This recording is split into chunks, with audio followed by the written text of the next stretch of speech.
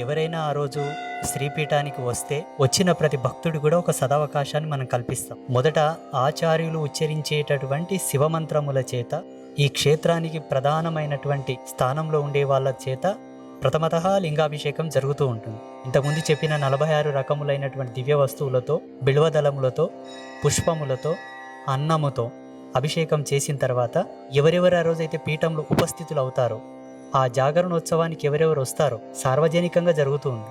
పీఠానికి ఎదురుగా పెద్ద మంటపం వేస్తారు. ఆ మంటపంలోనే బహిరంగంగానే జరుగుతూ ఉంది. ఎవరైనా ఆ రోజు పీఠానికి వస్తే వచ్చిన ప్రతి ఒక్కరి కూడా ఆ ద్రవ్యముల చేత త్రిమూర్తి లింగాలకు అభిషేకం చేసే అవకాశం ఇస్తారు. ఒక గ్లాసు నీళ్ళు ఇస్తారు, బిల్వదళం ఇస్తారు. ఎవరి చేతులతో వాళ్ళు వెళ్ళి త్రిమూర్తి లింగాలకు అభిషేకం చేసి బిల్వదళం సమర్పించి దండం పెట్టుకొని వెళ్ళే అవకాశాన్ని అందరికీ కల్పిస్తారు. ఎవ్వరు వచ్చినా, ఎంతమంది వచ్చినా అందరికీ ఏకకాలమునందు, లింగోద్భవ కాలమునందు